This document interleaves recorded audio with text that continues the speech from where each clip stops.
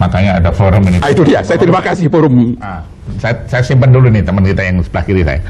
Pak Marwan jelaskan sama publik ya, supaya kita ini agak sedikit menggali dulu. Ini ada kan dulu, nanti Pak Rudi sama Pak Bambang juga nambah ya.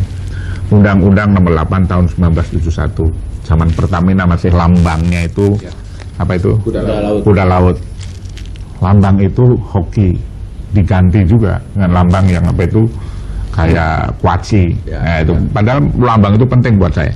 Lalu bergerak ke Undang-Undang nomor 22 tahun 2001. Tolong jelaskan ke publik, Pak.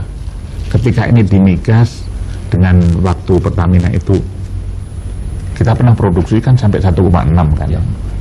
Jelaskan, Pak. Ya, jadi kembali tadi kita melihat yang sangat penting di situ adalah soal kuasa pertambangan. Kuasa pertambangan itu ada di tangan negara, diserahkan kepada pemerintah. Kalau dulu oleh pemerintah itu diberikan kepada Pertamina. Kalau sekarang diserahkan ke BP Migas, oleh BP Migas diserahkan kepada kontraktor asing. Kontraktor asing inilah yang memonetisasi, yang melakukan aksi korporasi terhadap cadangan ini. Jadi mana yang lebih bagus? Jelas yang dulu. Kenapa? Karena dengan masuk ke Pertamina, ini dihitung sebagai aset oleh Pertamina untuk bisa mendapatkan berbagai keuntungan finansial, menjadi jaminan kepada bank, bisa dimonetisasi, lalu bisa tumbuh lebih besar.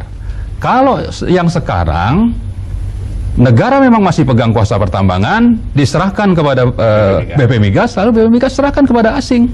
Asinglah yang memanfaatkan aset itu untuk kepentingan bisnisnya.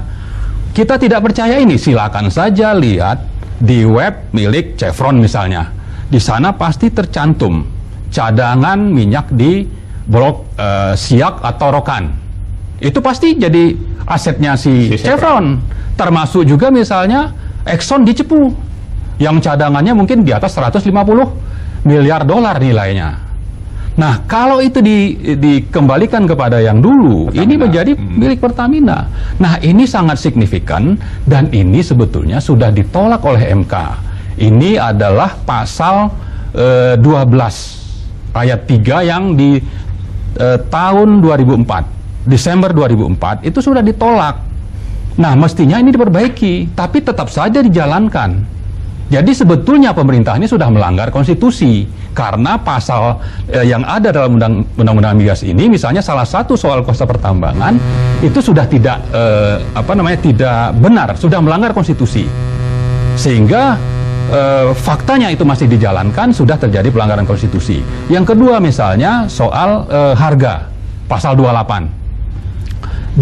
Disebutkan bahwa ini harga di dalam negeri diserahkan kepada mekanisme pasar, lalu ditolak oleh MK. Tapi masih ada saja bagian dari BBM kita itu seperti Pertamax yang harganya itu sesuai dengan harga pasar. Ini sudah melanggar juga konstitusi. Nah, ini pernah juga diingatkan oleh Pak Jimli waktu masih jadi ketua MK di tahun 2004 akhir, bahwa ini melanggar, tapi tetap saja Presiden melakukan itu. Oke, bentar, saya pertanyaan ya. Kalau Pertamina menjadi istilahnya itu pemegang kuasa dari negara itu, kemampuan dia lebih bagus dari BP Migas kan? Oh iya, jelas dia punya kemampuan aset, punya manajemen operasional dan sebagainya untuk bagaimana cadangan itu bisa dimanfaatkan, digunakan, dia kelola sendiri untuk menghasilkan pendapatan negara yang jadi optimal. Pasti ada yang salah ketika merubah dari kebijakan Pertamina sebagai kuasa dari pertambangan, lari ke BP Migas. There must be there was something wrong. Dan itu sudah dibuktikan oleh MK. Ini tidak benar, sudah melanggar konstitusi. Sudah dijelaskan, tapi kenapa tidak kunjung diperbaiki? Kenapa pula ini dilakukan kebohongan kepada publik? Jadi satu hal yang sangat penting dari iklan ini adalah seandainya ini dilakukan oleh BP Migas, kita rakyat pantas menuntut karena uang rakyat dipakai untuk membohongi rakyat oleh BP Migas. Kalau ini BP Migas. Kalau ini BP Migas. Tapi kan karena ini tahu. ya, tapi kita harus melacak ini karena ini kebohongan publik. Iya. Terserah siapapun, kalau ini kebohongan publik kan wajib kita tuntut siapa yang melakukan. Kecuali ini benar-benar saja, tapi kan banyak kebohongan di dalamnya. Nah, apalagi kebohongan ini dilakukan oleh lembaga pemerintah yang untuk memasangnya tadi kalau 300 juta itu menggunakan APBN. Jadi wajar kalau seandainya rakyat menuntut lembaga pemerintah ini untuk bertanggung jawab karena uang rakyat itu dipakai untuk membohong dirinya sendiri gitu. Asumsi kalau kuasa pertambangan negara ini diserahkan Pertamina, Ya.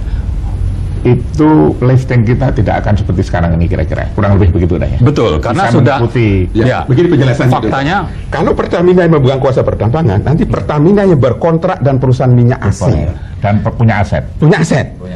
Pemerintah di atas kontrak. Sistemnya amat sangat sederhana. Pertamina yang maju apabila di daerah itu si investor ini mengalami hambatan pembebasan lahan, pembebasan apapun, menghadapi LSM. Pertamina sebagai kuasa pertambangan, Pertamina yang menandatangani kontrak, dia pasang badan di depan. Investornya di belakang, investor disuruh tidur di hotel. Itu yang benar, sehingga semua akan selesai. Pertamina bisa berargu di daerah bahwa saya pemegang kuasa pertambangan sepanjang menyangkut migas. Very good, Pak. Jadi dia yang berkuasa. Itu gunanya, sehingga dia memperlancar produksi akan meningkat tajam. Sekarang enggak. Saya luruskan setelah masuk Anda tadi, bahwa sekarang pemegang kuasa pertambangan Menteri SDM tidak diserahkan ke BP Migas. BP Migas enggak memegang kuasa pertambangan sehingga enggak punya kekuasaan apapun. Kalau investor atau kontraktornya ini mendapatkan hambatan di daerah, BP Migas itu ngumpet. Jadi disuruh investornya berhadapan dengan LSM, berhadapan macam-macam, sehingga proyek-proyek itu menjadi terhambat. Alasannya katanya perusahaan minyak ini CSR, Corporate Social Responsibility-nya kecil, sehingga terhambat di daerah. Lalu BP Migas meminta dana CSR ini dibayar negara. Salah.